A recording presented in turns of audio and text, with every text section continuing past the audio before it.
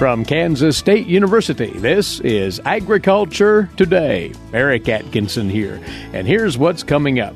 Out of Oklahoma State University, Derrell provides his insight on the cattle markets. He'll review a raft of generally market-friendly numbers that were released by the USDA late last Friday. Also today, Britton Rucker talks with K-State's Jennifer Bormann about cattle genetic selection for leg and hoof structure. That was a topic she addressed at the 2019 K-State Cattlemen's Day recently.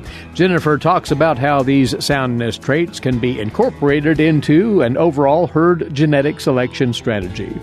Later this week's 4-H segment, Jeff Wickman talks with K-State's Aliah Mestrovich Seay about the first ever 4-H True Leaders in Equity Institute.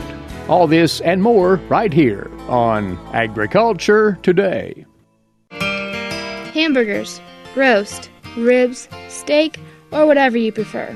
Beef, it's what's for dinner. Kansas cattle farmers produce 7.5 million head of cattle per year. It takes about 7 tablespoons of peanut butter to get the same amount of protein in 1 serving of lean beef. Support your local Kansas farmers and ranchers. Eat beef. This message was brought to you by the K-State Animal Sciences Leadership Academy participants.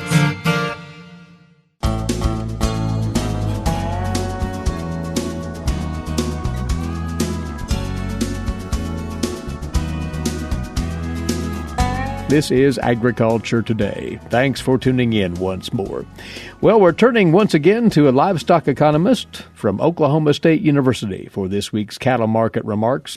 Derrell joins us once more, and we've quite a run of USDA numbers that lean toward the market positive side, which we'll get into in just a moment. Derrell, last week, as we recap the trade, the fed cattle market was able to basically hold its ground from the previous week. It has.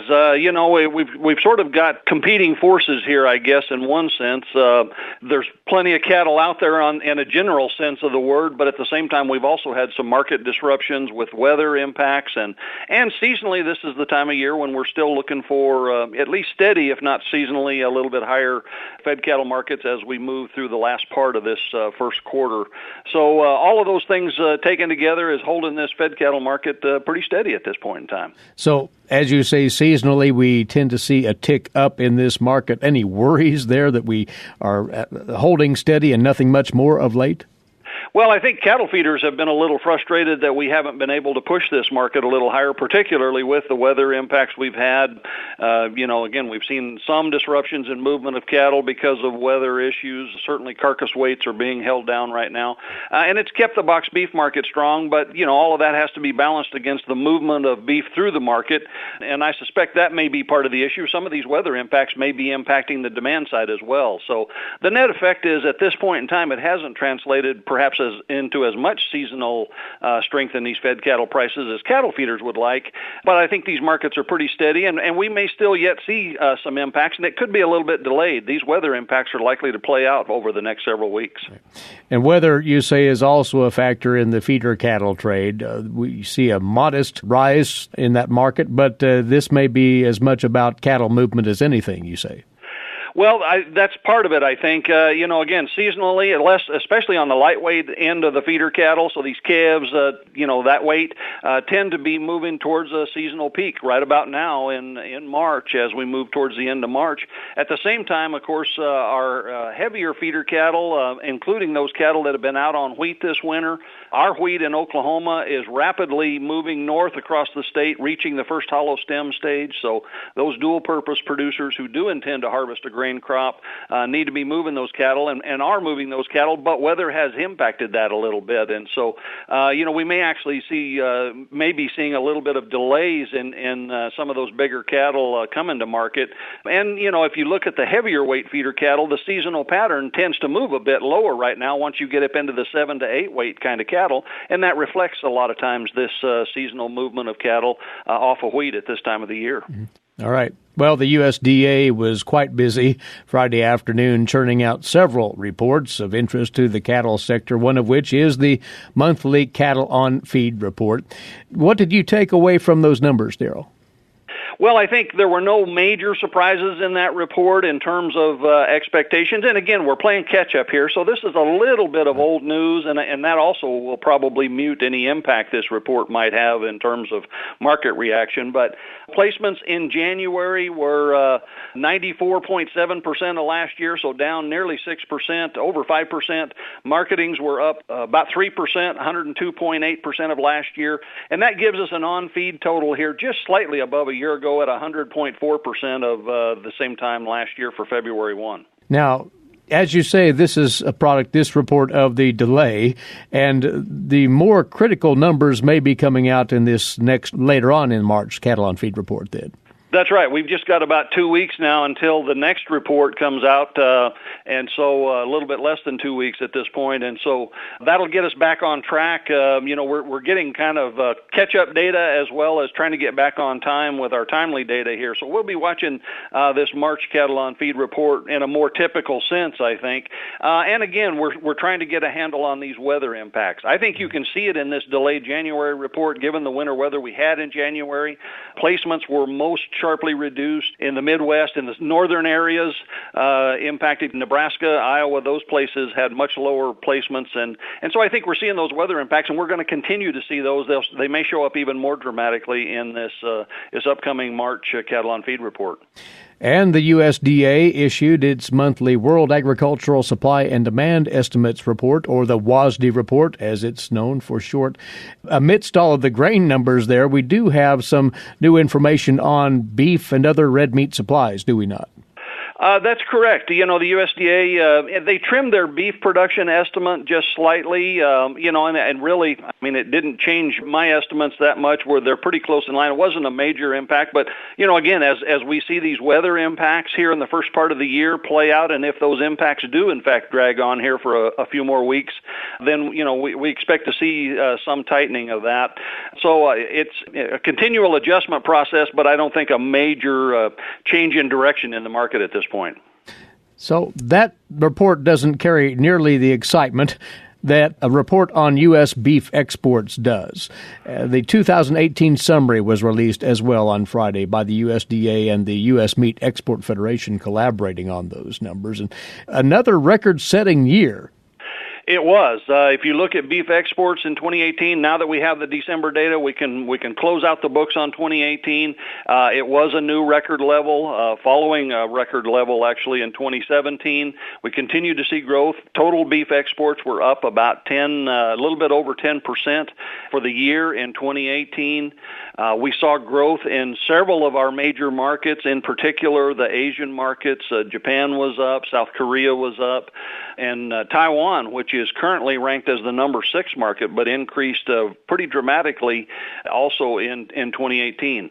We did see some decrease in Hong Kong, which is currently the number 4 market for U.S. beef. And, that's Hong Kong is treated as separate data from mainland China. But as we go forward, it's going to be important to put those two data sets together, because, of course, they're increasingly being treated as one market flow. But it was down a little bit, and part of that reflects the fact that China apparently is sort of clamping down on the unofficial flow of products through Hong Kong into mainland China.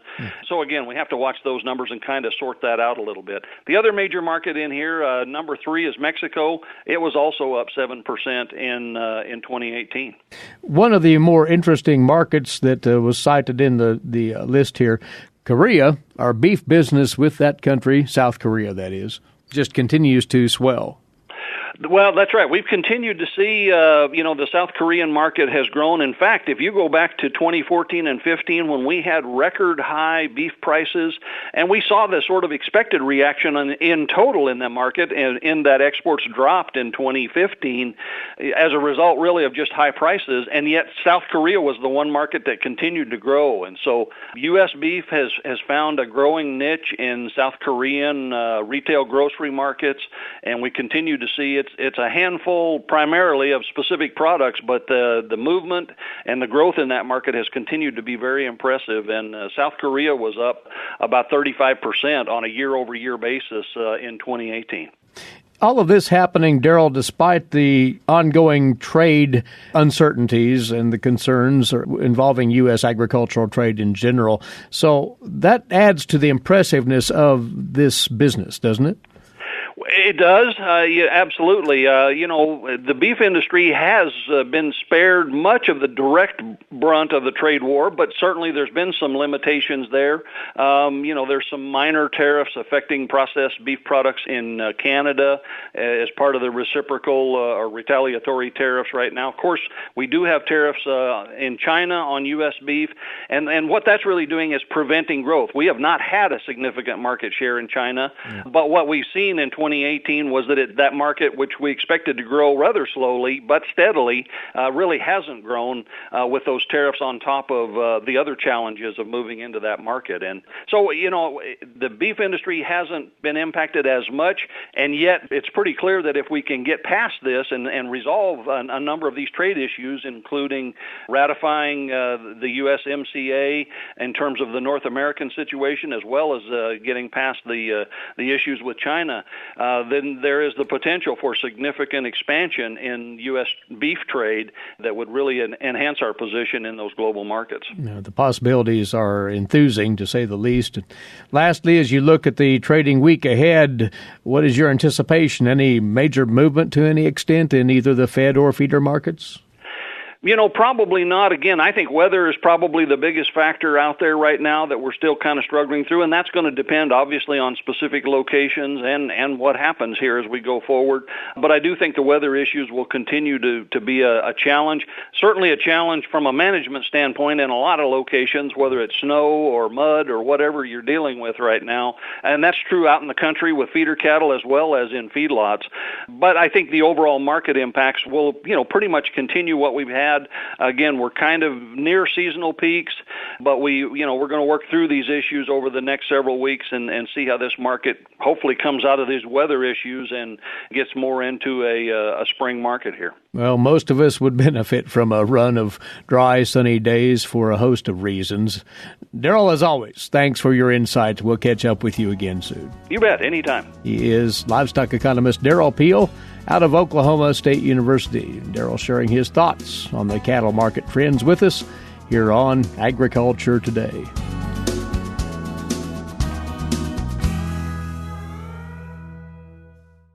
What is radon? Home exposure to radon gas is the leading cause of lung cancer death in the United States for non-smokers. In Kansas, 1 in 4 homes will test at or above the EPA action level. The Surgeon General recommends all homes be tested and fixed if necessary. Visit kansasradonprogram.org for more information. Test, fix, save a life. This message brought to you by the Kansas Radon Program, the Kansas Association of Broadcasters, and this station.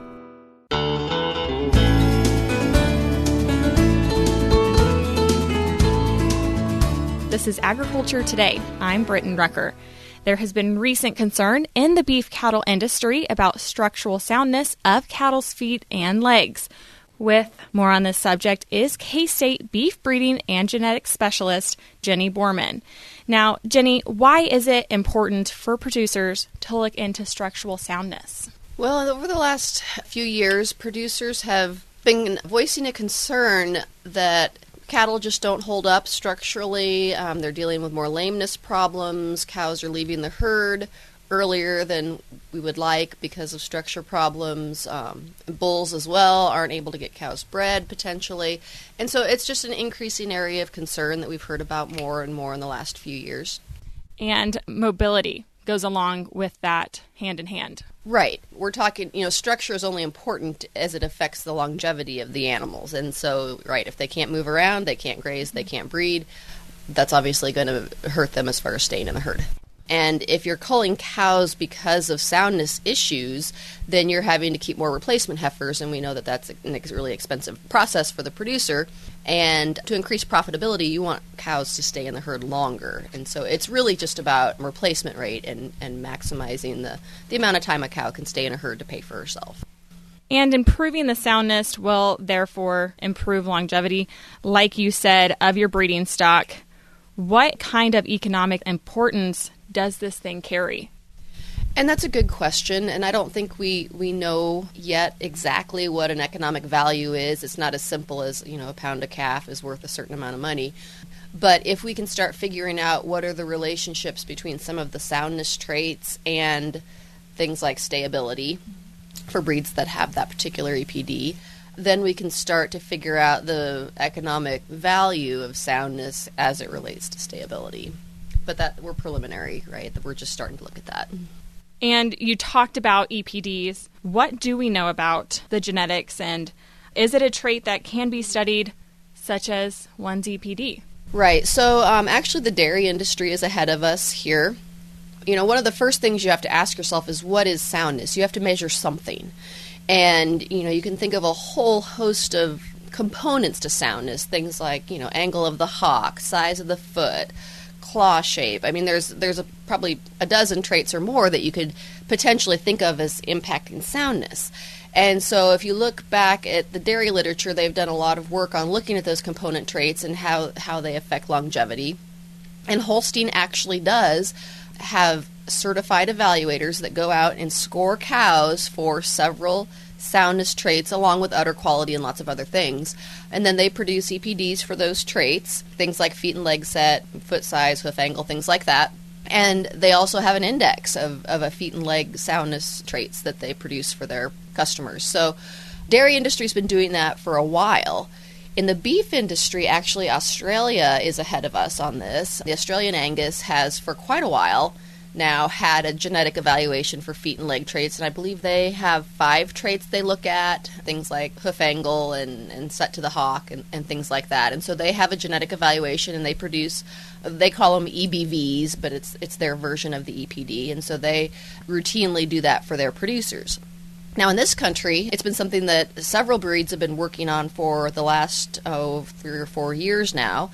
American Angus just recently released a research run of soundness EPDs where they're looking at a couple of different hoof traits, foot traits, and so their data is on their website, and so you can look at and see what they're doing there. Again, it's a sort of what they call a research run, and so it's not a regular EPD that's in production every day, but they're continuing to collect data, and they ask their producers to continue to collect data. And eventually, the plan is to move that into a regular EPD, just like all of their other genetic evaluation EPDs.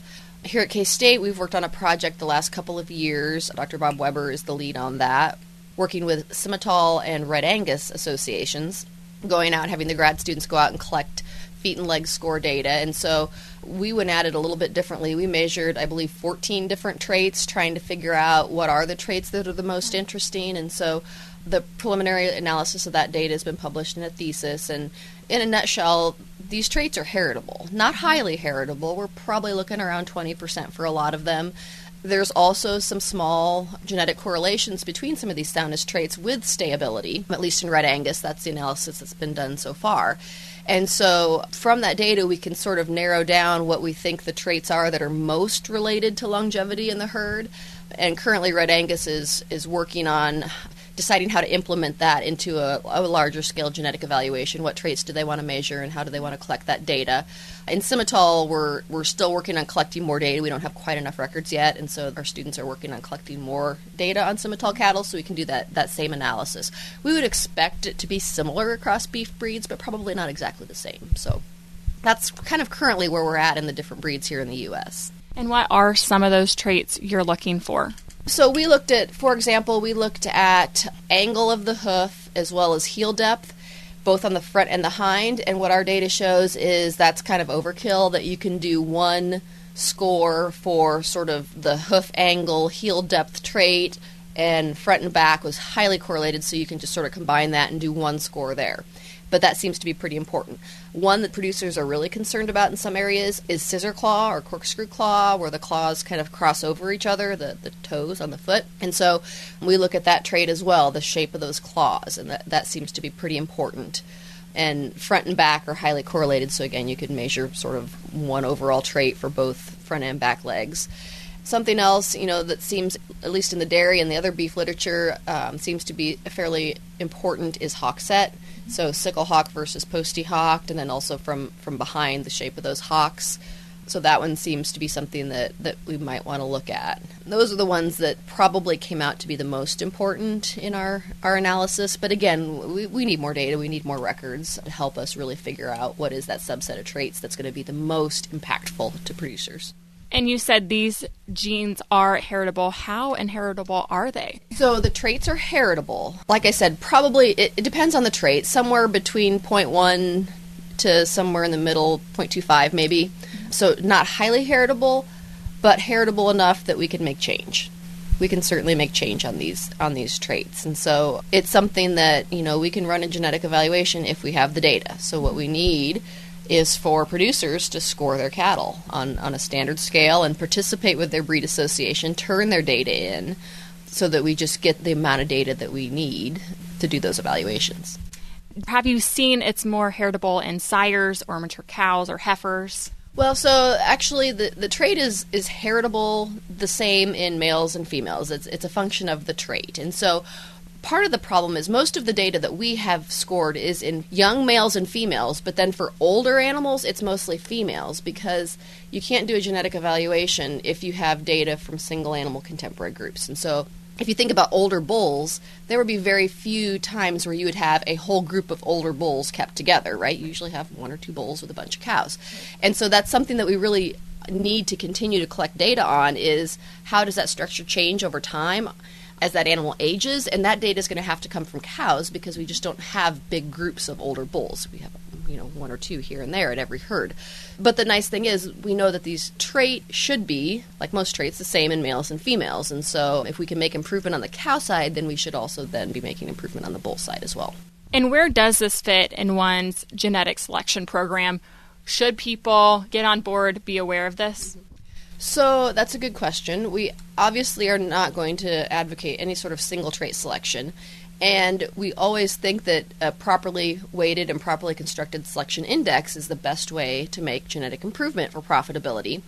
So we would hope that at some point, once we figure out a little bit better which traits and how they're related, we would hope to use structure traits in some sort of an index that would help predict stayability or longevity. Because the problem with stayability and longevity is that by the time a cow stayed in the herd a long time, she's gone. And so by the time a sire has daughters that stay in the herd a long time, he's gone.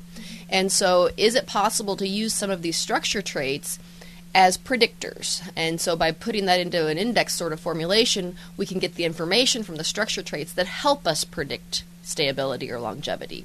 Obviously structure by itself is sort of irrelevant. Who cares what their feet look like if it doesn't impact anything else? But if we can use that to predict something very important like stayability, that's really the goal. And so at some point, trying to figure out the optimum way to incorporate these into an index for longevity or stability, I think is the goal that most breeds want to go down. Another really interesting aspect of this that would be pretty important to look at, I think, is the genomics. We haven't touched that yet. And a lot of the cattle that we have feet and leg data on would have been genomically tested through their breed association, and so they would have genotypes. And so a potential next step is to go back and see, for these relatively lowly heritable traits, are there some major genes working that potentially could even help us do better to predict longevity and stability? So that's another area we would like to look at. And then, of course, like I said, just getting more data, especially on older animals and repeated records on females. Does their structure change? I think we know that. They change as they get older, but to try to understand that relationship a little more fully. Well, Jenny, it seems like improving the soundness in your herd can be economically advantageous to beef cattle producers. Thanks for being here. That was Jenny Bormann, beef breeding and genetics specialist from K-State. I'm Britton Rucker, and we'll be back with more after this break over the K-State Radio Network. While many people know hunger is an issue in developing countries, it is also a problem in our own backyards. In 2010, 1 in 7 Kansans struggled to put adequate food on the table. 2 K-State research and extension programs are tackling this problem. The Family Nutrition Program and Expanded Food and Nutrition Education Program reach thousands of Kansans in more than 70 counties. They learn how to eat healthy with a low budget. For more information about these programs, visit ksre.ksu.edu.